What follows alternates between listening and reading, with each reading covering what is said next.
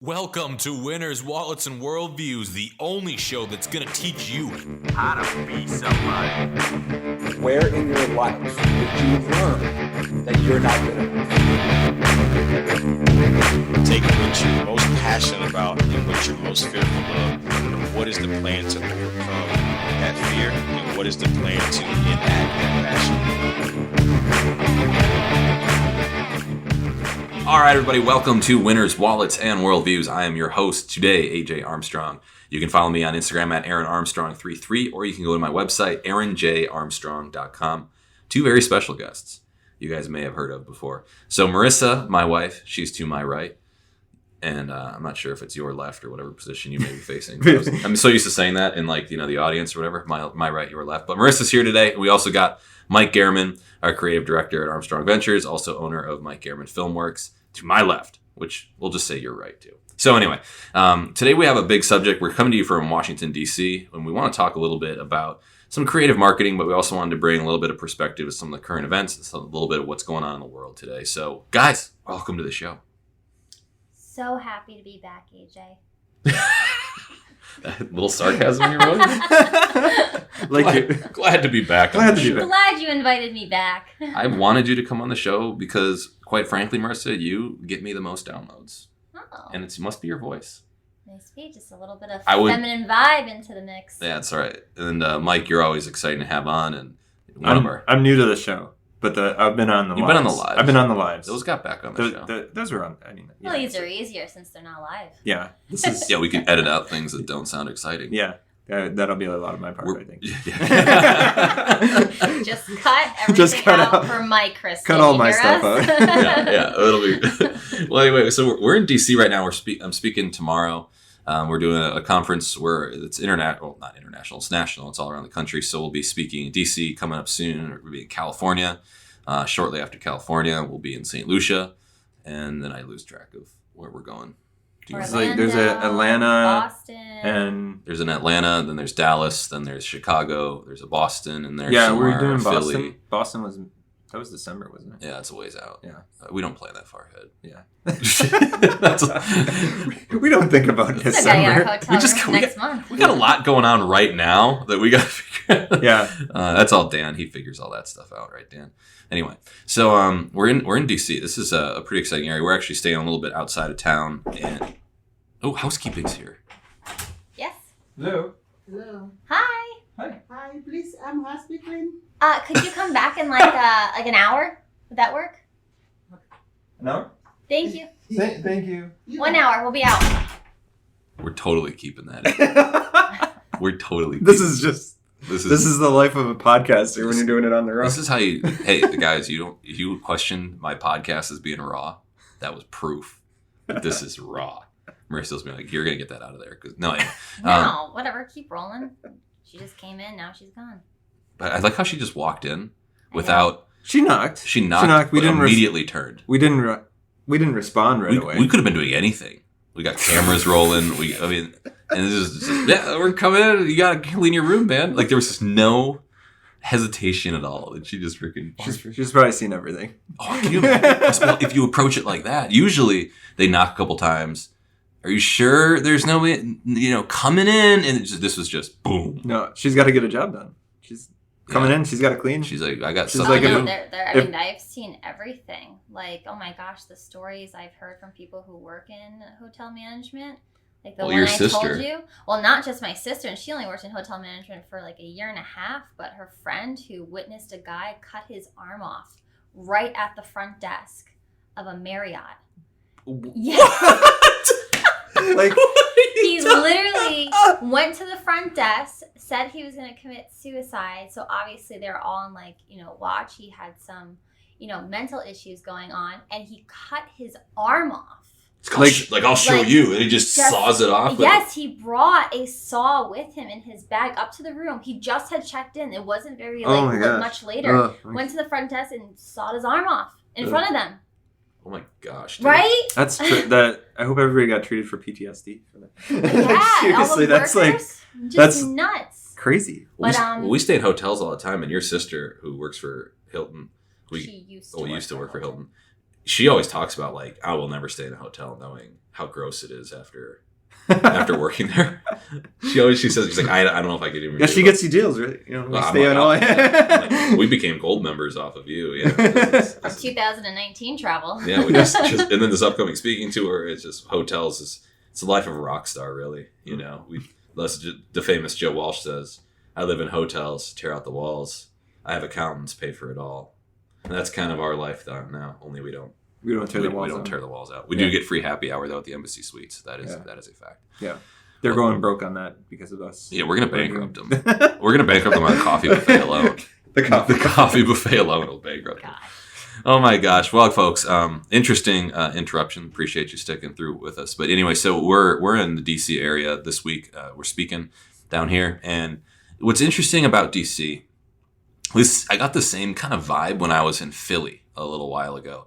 And you visit some of the old architecture from the 1700s, 1600s, and you see a lot that colonial mindset. And there's something weird about understanding some of the brilliant philosophical thinkers that it took to create this country.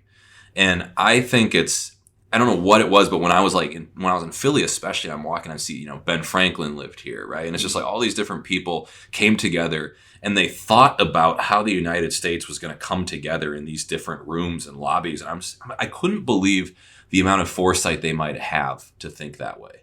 And I got the same vibe here a little bit when you see some of this colonial architecture and you see, you understand that this is where it's all happening, and we all have our political differences, and there's a big election coming up, and there's all these debates and all this stuff going on. But you got to come back to think about what gave us the freedom. This is big, right? The freedom to speak and think completely independent of somebody governing what you can say. That was just such a brilliant thought. Like being able to just speak freely and explore ideas without the intervention of somebody else's worldview. And that was just like mind-blowing to me. I'm so happy you took this podcast down this path because we had no idea at least Mike and I had no idea what we were going to be talking about. And I love this because when we were in Philly, that was like a year and a half ago. And we were just in Philly. No, I mean like when we were actually... When we did the tour, yeah. When we actually did like the full tour, which I did when I was younger a bunch of times. But like as older, you obviously have a bigger appreciation to go see the Liberty Bell and all the houses and, where they ran all of their courts and made all their decisions. And it's just so fascinating to even think about like the mindset they had to have or what they were coming from and how they wanted to make it better. Like they took a good structure and they made it great, coming from overseas and just planting themselves in this foreign land and the courage that it took. And just the knowledge and the background and bringing all these brilliant minds together and working on something that's still sustaining today, which I think is just so cool just to really dig back and think on. And I guess I haven't really felt it here just yet because we're not really in the heart of DC right now. But yeah, when you see all of like the colonial buildings, it's just so fun to think back to that time because really it wasn't that long ago. 1700s was not that long ago compared to when every other civilization in the world was being built. Yeah. We're just a baby compared to Roman Empire that spanned, 2,000 years or something ridiculous like that. And, when you think about this idea of free speech to me is fascinating. That's why I love the podcast, right? Like nobody's telling me what to say right now. Right. And the only thing stopping me from saying things is the potential of someone using my words against me in the future or someone taking that and spinning it. But there's no government. There's no entity out there. There's no system that's censoring me in any way. So I can freely express my words. And that's essentially what the First Amendment does for people. It lets them express themselves freely. And in order to discover new things and progress society and, move forward in the world, you have to be able to explore an idea that could be weird and radical and different. And you have to be able to talk about that idea with people and converse and publish papers and research it and discuss it and debate it and all these things so having the foresight to think about the freedom of speech like that was brilliant. And unfortunately, there's certain radical, political groups that are trying to censor that in a way. And I think that most reasonable people agree this is the fundamental aspect of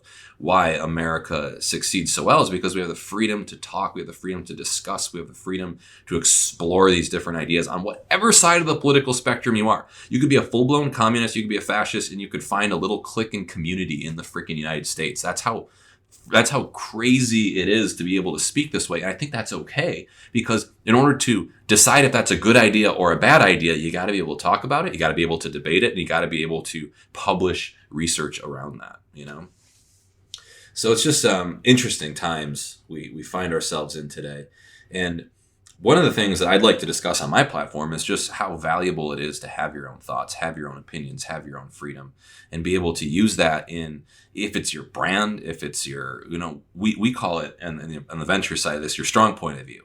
And if you're trying to build a business or you're trying to develop some kind of product or service, you got to sink into that strong point of view. And what that means is it's your way of carving out a niche and exploding into that niche with all your energy and all your effort. And I think the more you can get into your strong point of view, it can work if you're trying to be a policymaker, if you're trying to be a speaker, if you're trying to be a business owner, if you're trying to be a leader. You got to figure out what strength you're going to bring to the table and go all in on it. And I think one of the cool things about being in DC, bringing this back full circle, is exploring how we have the freedom to explore ideas and being able to use those ideas in your business.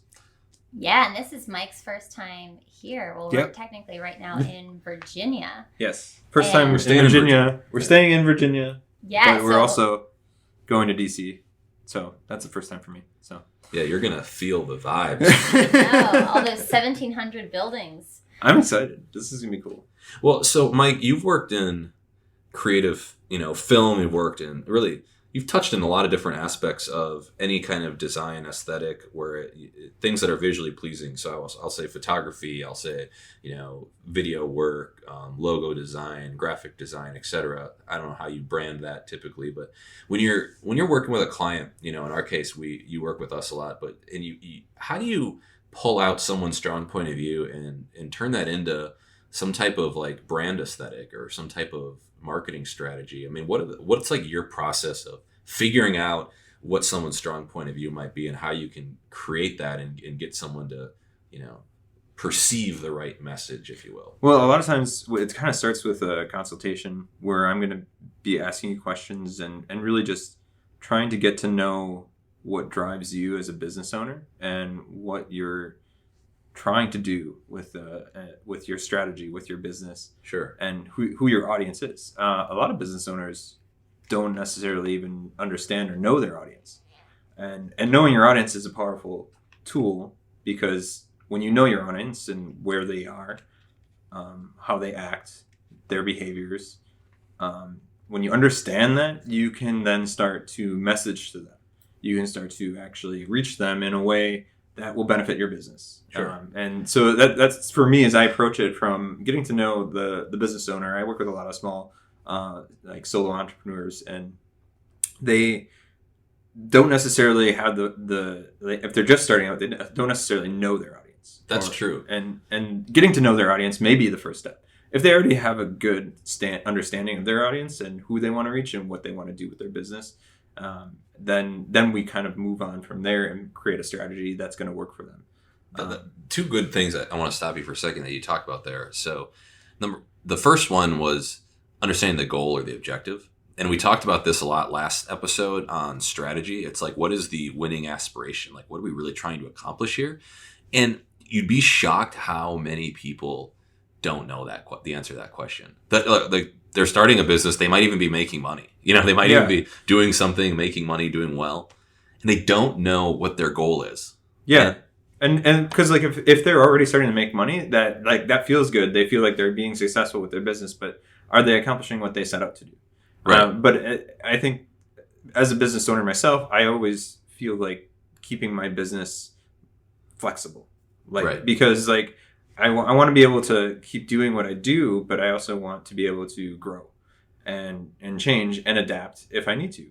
And so like with me, I have a certain set of skills, but I also have skills that play into other areas. Because like my design's background informed me on how to create, basically how to understand how to create something visual And like the creative industry, as far as like my background and my education, I learned how to think creatively, not just execute. What does that mean? To think creatively. Well, yeah, because that's like an interesting sentence. because like a lot of times people, they learn the programs, they learn tactical, they learn execution, the Adobe suite. Yeah, it's and those are learned skills. Where when you're like concepting, the idea of even well, let's brainstorm and talk about a concept.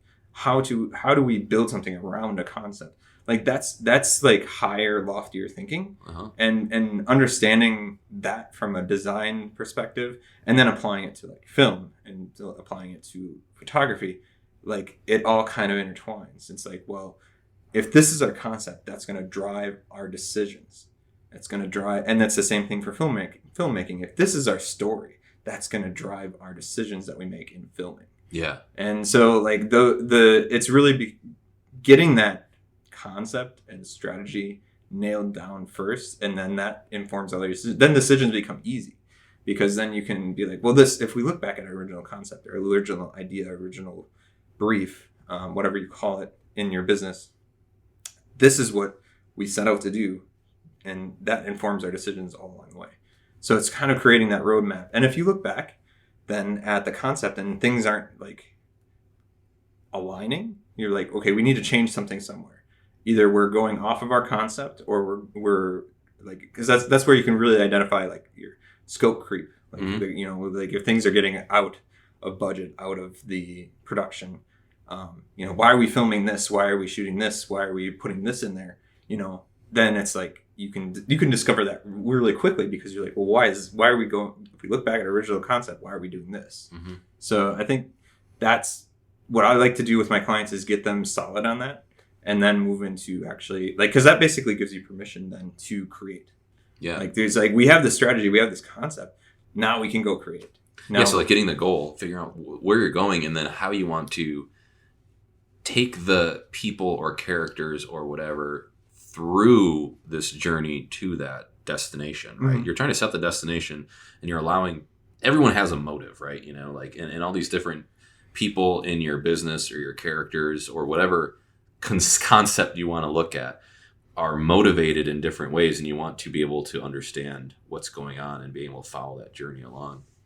It's an abstract way of thinking of it, and I think we could just talk about that in itself in a whole nother podcast. Well, it takes, it sounds like it takes like a really strong like level of organization too as well, to build up all of those, strategies, because you see the big vision, you see the concept. For it to all roll up together.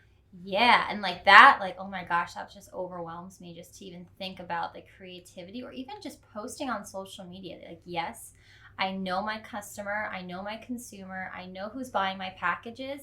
It's just the fact of like the level of organization to be not only consistent with it, but also like consistent like the posting, but just also like you want everything to be in sync. Like you don't want to just be randomly. You want a consistent voice. Yeah, the consistent voice, the consistent branding, the colors. With the right balance of like being able to organize a large scope of work and tie in the common threads at some point. But some people get so spread out that it's just how beautiful is an Instagram when everything has like a theme to it? Yeah. I know what you're saying. Well, and I think that's just like beautiful, and everything just looks well organized, and there's a theme. And then, go to some people's Instagrams, and it's really mine I'm talking about. And then I'm guilty of it too. That theme or that color scheme or that just the beauty of it just scrolling through. I think like with having flexibility in your brand, you have to move at a certain pace for people to then move with you. So like the consistency creates that creates a brand voice, that creates that voice that people can expect. So people like don't get like they start following somebody or they start listening to somebody, like you talk about certain things or you do certain things that they start to expect. So that helps attach themselves to your brand. Yeah. Like, because they're like, okay, I expect that this level of quality, or I expect this certain, piece of, information or content from this brand.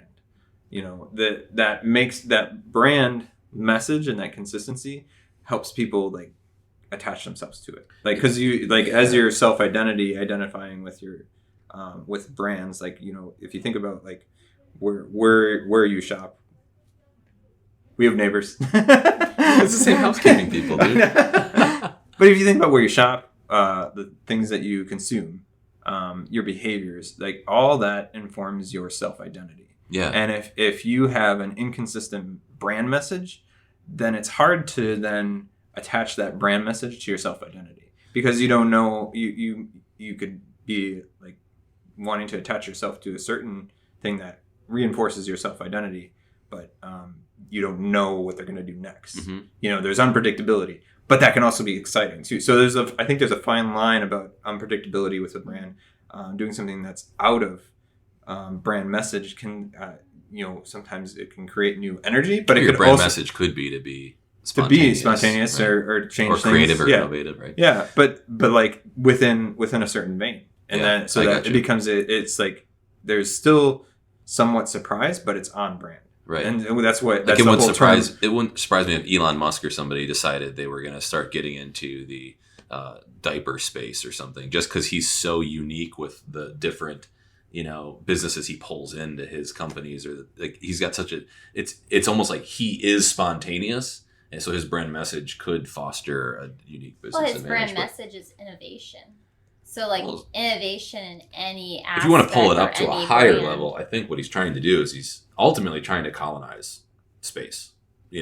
So like he uses Tesla as this guinea pig that's going to help him electrify the United States, electrify the world, so he can electrify the colony he wants to put on Mars. He's using SpaceX to simply get to Mars. He's using this is his actual goals too. I'm not making this up. This is what the guy. I know, we've watched a lot of videos on him. This is like actually what he wants to do, and it's like you're like, well, why did he start PayPal? Or why did he sell off to PayPal and all these other things? It was all in line so he could get there. So I mean, at some level, he does a lot of odd things that might seem off brand, but it is on brand when you're thinking about how these all roll together. Well, and ultimately, we don't know, like with businesses, we don't know what every business owner is up against in their challenges in their life. And so there may be reasons behind either like doing something or acting something or acquiring something that we don't know necessarily from the outside of a brand. But like because as a business owner, you have to make decisions in your business, and like sometimes you make wrong choices. Yeah, so it's like, right. Made plenty of those. And that's it. But that's it. Like that. Like circling back to freedom, we're able to make bad decisions, but we're also able to like talk about it and and also recover from it. We're like allowed to fail and allowed to succeed in our lives, and it's not that we have to follow a strict like any sort of government mandated, like this is your job, like this is what you have to do, or that this is the faith you have to believe, or these are like it's not mandated. We can choose, and in a way, like since we have consumers and we have business owners and suppliers and things that just make our economy work, the freedom of choice is like the biggest freedom that we have. Yeah. In a way, because we can choose to do something, and we can choose to purchase something, we can choose a certain behavior, but we can also then change. Right. There's a couple, interesting thoughts I had while you were kind of discussing there. One of them is when you're looking at when you're talking about identity, you're talking about the brand identity and what that looks like. It's almost, for lack of a better word, a generalization that you're trying to force upon yourself so that it's easy for other people to place a label on. So it's for other people to identify with a certain brand. So you're trying to close the loop for them by generalizing in a way to make something simple and label it, which is what we talk about you're not supposed to do in society with individuals and people. But as a our you're almost trying to do that because you want to make it very, you are a IT company. You are a plumber. Well, it creates clarity. That's our brains want to label stuff. We want labels because it helps create clarity. It's the essence of language and psychology. Yeah, right? It's we understand things better when we can put a name to it.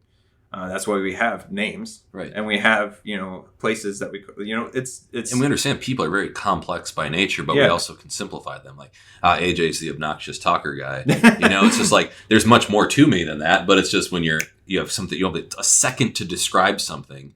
And one of the things we did at West Point that I think was the best exercise I ever learned how to do was we would have to read 5 to 6 page short stories and summarize them in 3 sentences. And we got hammered by the English teachers that would do this, like just on that didn't cover this. Like, so what you did was it forced you to take a very complex narrative and summarize it into 3 things. And what that does is it makes you label certain characters. It makes you, if you ever go, this is a fun activity. If you ever watch a movie you really love and you go on Amazon and you just read the 1 to 2 sentence description on Amazon Prime of that movie, or maybe you do this on iTunes or Google or whatever, and you can see that, wow, they really nailed everything about this movie in 1 or 2 sentences in what could have been a 2-hour movie. Mm-hmm. And what they're doing is they're playing that same game. They're taking a lot of details. They're taking something very complex. They're summarizing it into very simple known words that capture a broad paintbrush of what these different subjects are. And they're putting it down into 1 sentence. And that same thought process, I believe, is one of the most helpful thinking processes of doing strategic marketing, like helping businesses with a strategic plan. I get entrepreneurs, they come to me, and probably same with you. It's like they come from all over the place. They're like, I want to be a this, I want to be a that, I do this is my business. And I'm just like, you're a this. Mm-hmm. And they're like, yeah, but there's like so much more to it. That's fine. We can always do customer education on things that matter, but you're a this. And when you say that you're a this, everybody can understand what's going on and you're able to communicate your brand message very well. But it's that big activity of summarization. Yeah, and I think that's what good brands do is they distill down what they stand for. Like they can be a large, complex brand, but like they're recognizable in the ways that they stand for these like 2 or 3 things. Mm-hmm. Like you understand what that is. So then people can easily attach to it. Because we just innately want to be able to understand ourselves and understand others. So then we put labels to that. And like the behaviors that you have, like the things you purchase, the places you go, and the things you do, all those behaviors add up to your outside, what you express your self-identity to. Mm-hmm. Because that's how we can make sense of it with each other. But we are as humans much more complex, more deep than that, obviously, than just our behaviors. But that's how we can start to recognize one another. Right. And like what feels right for an individual, like as far as what brands they use or what companies they support or what activities they support, those things then self-reflect. They reflect back to your self-identity. And there's like basically, there's basically self-enhancing, trying to think of the term. You gotta cut this out now. Self-fulfilling prophecy. So there's like, it's where you're, not self-fulfilling, but it's where it's enforcing your self-esteem and your identity. Self-fulfilling prophecy. Yeah, well, not self-fulfilling prophecy. Well, your identity. Your identity. There's certain like say you're, because like you guys are into fitness, into health and wellness. Like there's activities that reinforce that. Like going to work out. You guys worked out this morning. You guys went to the gym. Going to work out. That's a self-affirming. Yeah, right. Activity. That's affirming yourself, your identity. We do that with brands. We do that with what we buy. Like the gym we go to. You choose a certain gym because of the things. You choose a certain activity because of how it reflects on you. Right. So it's like I'm starting actually. This next week, I'm starting a Krav Maga class. Yeah. So like those are things that I'm like. Is that the one right down the street? Yeah, that's the street. Yeah, at Fortitude. Yeah, shout out Fortitude. So at Fortitude, they are. I talked to them. They got into the new space, and it's beautiful. By the way, I know you guys went to the open house. I was shooting that day, so I couldn't make it to the open house. But I mean, it's really. I used to be into martial arts. I used to be in Taekwondo and it's one of those things where it's like I'm remembering back to what that gave me. It gave me more self-discipline. It gave me more respect for my body and for, and it also, like, I liked to know that I could protect myself, and I had this sense of safety and assurance. And I'm like looking at Krav Maga as like, this is not only going to be fun, not only going to be healthy, but it's going to give me back some of those things that I feel like I've lost a little bit throughout life. So it's like those things that they go back to my self identity. It's like those things I was missing. I'm like, I'm going to do this. It's going to reaffirm my self identity. Yeah, and a business and a brand can certainly do the same thing. So that was, I think, to just summarize all of that into something, it's really about understanding the key highlights, the key, being able to take very complex things and simplifying them so that people can put identity, you can label it and they can identify with that and they understand what that is identifying as. Now, going back earlier on in our conversation a while back, I wanted to close the loop with this subject. You mentioned a second thing in your opening monologue, which was not only is it about, brand identity, understanding labels, kind of generalizing concepts, but the second piece is understanding so we talked about the goal, right? Mm-hmm. First is we want to understand the client's goal. The second is understanding the market. Yeah, the audience. The audience that you're looking for. This I talked a lot about last week, and I can't emphasize this enough because so many people don't know who they're trying to help. Because they're like, oh, I want to be in service. I want to go help people. I want to do this. Like, well, who are you trying to help? Because there's a lot of different ways you can help someone, and being very clear on who that looks like. Because if you make blanket statements like, well, I want to help everyone, you're going to end up as a people pleaser, and then you're going to end up burying yourself with all these overwhelming requests. It's just a complete disaster. So what you want to do is you want to know who exactly you're trying to serve and what your mission is for serving them. So that was interesting when you brought up, understanding your ideal client or ideal target audience. And last week when we were talking about strategy, and some of just the most impressive strategists I know seem to do this so well. And I talked about this a lot at length last week, but it was just, they can put themselves in the shoes of all sorts of different players. And when you think about a business, you've got your competitors, you've got your employees, you've got people that may own part of the business, the shareholders, your partners, and then there's also your audience or your customers. And you want to be able, like, these strategists are so good at, I'm a customer now. Let's go through the customer's journey.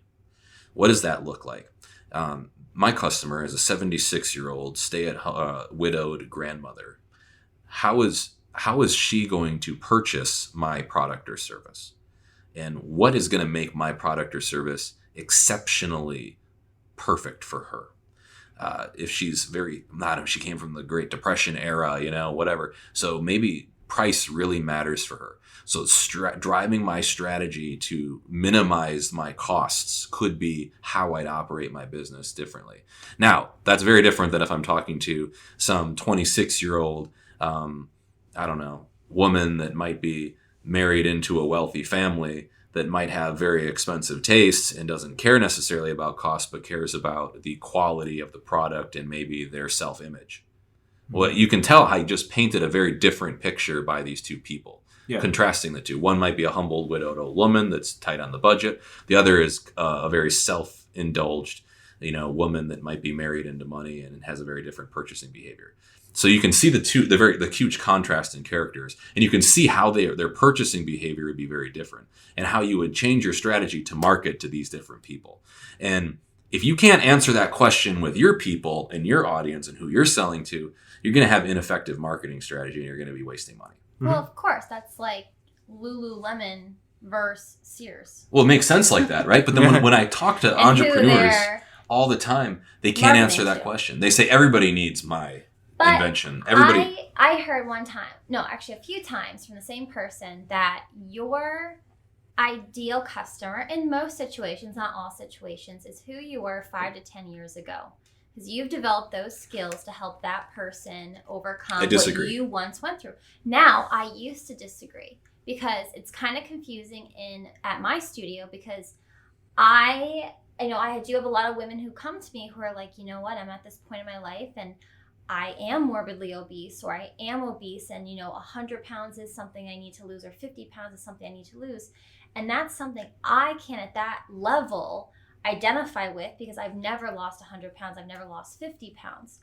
But what I can identify with those women are that I have had this sense of losing my health before, of feeling helpless, Sure. of not being able to take control of my health and thinking that this was all done to me and then this is my future and there's nothing I can do about it. And so therefore, like, I've almost kind of rewired my mindset to kind of think like that, because a lot of the women I do work with on my studio, there's a piece of me that's in all of them that I can identify with. I can get that. And I think with a lot of your clients too, there's a piece of that, you know, you and them that you can also identify with, and that's why it's a lot easier to walk them through this journey, because you've kind of walked down. But I wouldn't say that my ideal client all the time is the person and I I was said 5 it's years not ago. like It's just a 100% piece of you. thing. Okay. But I'd say for a lot of the times, it's almost like that's I'd who caveat you that. were. I disagree with the blanket statement that you are who you were, that your ideal client is who you were 5 years ago. I will caveat that with your ideal client is somehow tied into your story. Whatever that is, whatever product you're making, there's got to be some kind of compelling message and some kind of purpose that you have from your own experiences that's tied into your product or service. And that could be very personal. That aspect is the problem that you're trying to solve. That problem that you're trying to solve is probably found in your target market. Mm-hmm. That's how I would probably clarify what you're probably discussing differently than something. Because I hear, and this is another thing I want to rant on for just a hot second. There's so much conflicting data with influencers. So the person that you're talking about might give this advice. There's, so many of my clients come to me and they say something like, well, Grant Cardone says do this with your money, but Dave Ramsey says do this with your money. Yeah. And it's just like, well, what should I do? But wait, that's in all areas. That's in all agree. areas of life. Like, people are going to excel doing one thing, and then somebody's going to fail miserably doing the exact same thing. I know, but the problem is so this is why I think it's so important to find a coach, a mentor, a family, somebody that you can just really latch onto and really help you shape your worldview carefully, somebody involved in your church, whatever that is, because you're going to get so much conflicting data from mass marketed influencers that's going to throw you in a million different directions. It's going to take you off track. Like, you could be going down this track and everything could be working out so well, and now you're like, wait a second, the grass looks greener on that side. Like, this guy says meditate. I want to try, this guy says hustle. This guy says it's all about balance. This guy says it's all about just slaving till you drop. It's just like, what is the... Well, and you're hitting the point that it's on those people's brains. Right. That's how they made it through. That's what they found works for them. Right. But if you push it back to your client, what do you want? Sense? What makes sense for you? What do you want your story to be like? What do you want your brand to be like? And a lot of it, like being in marketing, is being able to have empathy for the other side, like, and understand and putting yourself in other people's shoes, in your audience's shoes, in your customer's shoes. Even if you hadn't experienced that, we all draw from our own experiences, but then trying to really understand their perspective, your audience's perspective, and what they've gone through and what they're trying to achieve in their lives. Right. And so, like, when you're just looking at social media and you're following, like Grant or Gary Vee or anything, they have their mass marketed things, like things that have worked for them that they're going to push out. And it might lead them to like trying to funnel the people into sale of some of their marketing materials or some of their books or whatever they have. Ultimately, you have to come to any marketing, anything that you're being marketed to, with the understanding that ultimately this person's trying to make a sale. Yeah. And ultimately, this person is trying to help you in the way they know. Right. It may not be the right way to help you individually. But you have to make sure it feels right to you. So, and I think people get into these like fast money making schemes because it's like, well, they're being sold. They're being sold a certain. They're being way. sold a result. Yeah, they're right. Sold, yeah. And this is the huge kicker of what I believe. They're being sold a result. So if you look at someone like Grant Cardone, you're being sold the fact that he's worth $500 million and lives a lavish lifestyle. Yeah, you see the result. But you don't see the path it took him to get there. Yeah. And you don't necessarily know if the path he took to get there is perfect for you. You're just excited. Well, I'd love to have $500,000, so I don't really, or $500 million. I don't really care what the path is. It's like you do care about the path because it's going to challenge your values, your system, your core. Everything's going to be different. So he took a certain path to get there. His path in general is he's a very good salesman. And he doesn't care what people think about him as he's an aggressive salesperson. And he's wired to think about competition and achievement. Some people aren't super competitive. Some people aren't great salespeople. Some people don't want to live their life the way he did. So it's like, you've got to think the path isn't necessarily very good for you if you're going to try to approach wealth that way. There might be a lot of different ways you could approach wealth if that's your end result. And I think that people look at the result thinking that they'll do whatever it takes to get there, but that's the wrong answer. Yeah. They're not going to do whatever it takes to get there because it's going to eventually rub up against their values differently. Yeah, and everybody has different values, and what's your definition of wealth then too? It's like, is it just monetary, or is it the relationships in your life? Is it like, how do you treat the people in your life? Right. What's your faith look like? Yeah. What is it? What do you look like as a whole?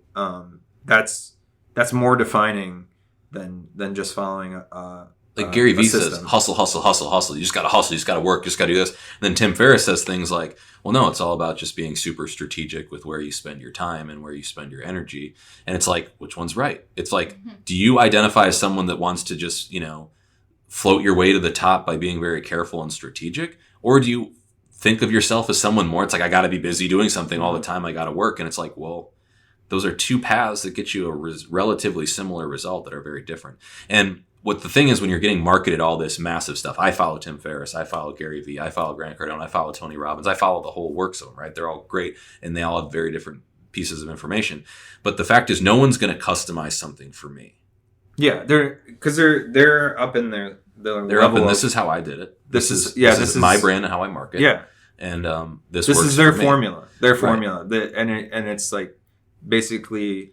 So it's like the difference between a distant mentor, and a close mentor, right? And that's going to talk to you and mentor you and guide you in a real way. It's like a father-son relationship or a mother-daughter relationship or a mother-son, whatever the hell, right? The fact that you got to look at, you want mentors that are going to be with you like a parent. And then you also want people that that are much more successful and accomplished than your parents that can give you some distant mentorship.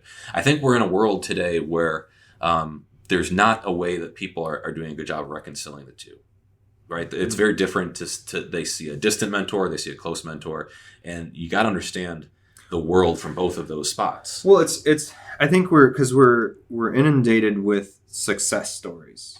We're inundated with seeing the results, and we want to get there instantly because we only see the result.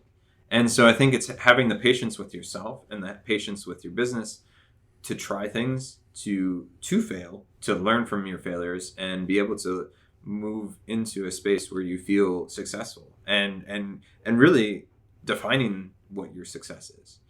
Because not for like an abundance of wealth, I feel like if you focus on that, I don't know if that's really what you necessarily want in the end. It's like what is the what are your real values? What are you really valuing? And if it's something different, then.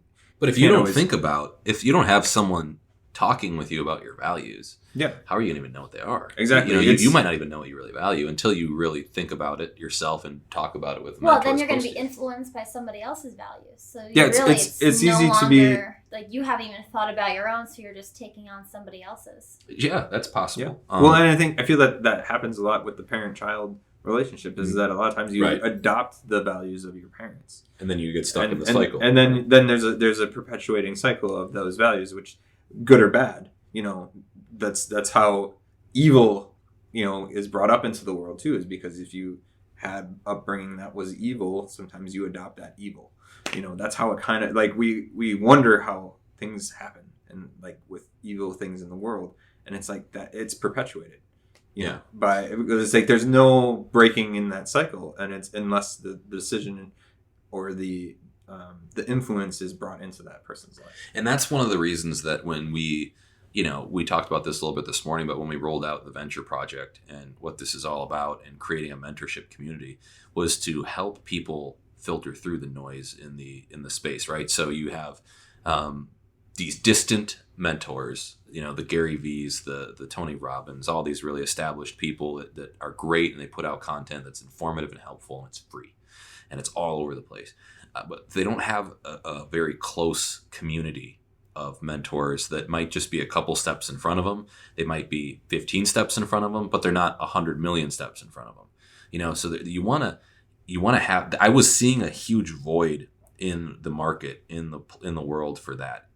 Of where can I find people that are close to me that can help me navigate through the noise in this world, and that's where we were talking about it for, I don't know, a year and a half. We wanted to make this thing come together, and we finally, all the pieces started to fall into place now to where you can create an environment where people have mentors or coaches that are nearby that can give you some custom feedback objectively and independently of their own interests personally, right? Mm-hmm. Like just what's best for you. You have very different goals than I do. And I want to give you advice that's helpful for your goals, not necessarily that's helpful for what I would do or what would be best for me. Mm-hmm. And if you want to ask what I would do, I'll tell you what I would do. But there is a certain situation where, I know a lot of people that might not have the best relationship that I want, that they would solve it a certain way. Like I have mentors that would just dig their heels in if they get in an argument with their spouse, and they just have it their way because that's how they are. They're just super headstrong. And it's like, but a lot of those people might have difficult, the difficult long game in their relationship. I don't necessarily want that. So it's like you want to look at what's best for me and my goals. And until you have someone that's working with you in customizing an approach, it's very difficult to find that. And that's one of the reasons why I wanted to help reconcile the difference between that noise as conflicting data. Which guy do I listen to? Am I listening to Tim Ferriss or am I listening to frickin' Gary, right? And sometimes it's all about turning it all off and sitting with yourself and hearing that guidance, within yourself. Because at the end of the day, you really, like, there is that voice in your head that is going to lead you down that direction, but it does get clogged up with all the noise. And I love the new term now called social media fasting. And I'm like right there with it, because one, just whatever, nutrition fasting fascinates me, but then now they call it social media fasting for 24 hours, or I fasted for 48 hours, or it's so hard to Lent just do. started with the It's almost like the when you get overwhelmed with information, you start to see the conflict in information, and then you don't take action because you see two different approaches that both work independently, and it's very difficult to make decisions. And that's the concept of paralysis by analysis. Yes. And if you can almost, sometimes when you get enough information to where you feel comfortable making a decision, there is some value in making that gut decision. Mm-hmm. And I think that's what you're talking about. It's like if you can fast from the social media fasting, and if you can pause, I don't need any more information now. I think I just need to digest what I have and then allow myself to make this decision and propel myself forward. Mm-hmm. And that's, I think, one of the cool aspects we can utilize today is we have an abundance of information. Now it's about filtering it. What is your filter process? Well, and I think we all have so much that we can input. Like they're all inundated with information, data, and everything. That whole experience of all that input, we have to take time, and that's where meditation, I feel like, can benefit a lot of people and help people to just sit and process that. Mm-hmm. And I like the idea of you got to take a break. Everybody's got to take a break from the input and then just digest that, process that. And I don't think we necessarily always recognize as individuals that we actually need that, and then we go into a spiral of just more and more consuming. More consuming. Well, great segue. I'm sure AJ will be wrapping this up soon, but was that your way of encouraging me? No, I'm kidding. No, that's why we always call vacation as an investment. It is. Because it takes our minds, our bodies out of the situation. We like to just kind of shut it. Like when we're on vacation, I personally like to shut it down, take myself out of this, scenario that I'm in, work mode, and put myself into relaxation mode, read my Bible, read a book that's fiction. I did that this past week, and I was like, what? I don't even remember the last fiction book I read. Fires for up different fun. parts of your mind. It does, and it brings you to this, new level of clarity and rest, restfulness, not just within your body, but also your mind too as well. So yeah, we've always called a vacation definitely an investment, because that's where a lot of our creativity have stemmed from all of our different businesses that we've started. And that's why we're also going to St. Lucia on May 9th for Personal Growth Ventures. So, I mean, yes, there will be a lot of relaxation, but yes, there's also going to be a little bit of work involved. Well, it's kind of like what Mike was saying too. It was, I'm trying to think of a good analogy, and the only one I can think of is you have a puzzle, a box of all these pieces in a box, right? Like a puzzle. And if you shake it long enough, there, like I'm saying, millions of years of shaking this box, at some point the pieces will just fall together correctly. And that's the way I think of all this data, right, and all this information. It's just these random pieces of puzzle pieces that just get tossed into it. And what meditation does, or silencing yourself, or taking that break, it almost allows that million years of shaking up to be consolidated into several minutes, and it allows these random pieces of data to come together into the idea that needs to happen, and it just clicks. Mm-hmm. And I think that's one of the reasons why that happened to me the other day.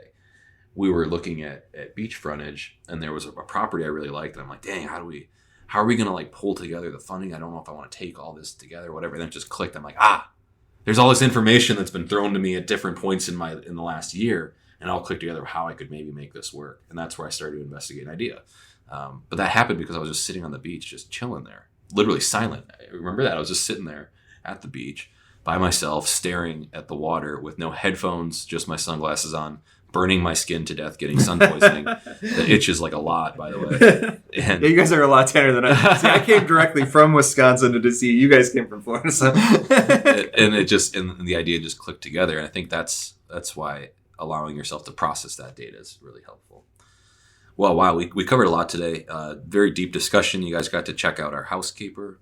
Yeah. She stopped in for her name is Maria. So I saw her name tag. Anyway, so guys, I appreciate you sticking with us today.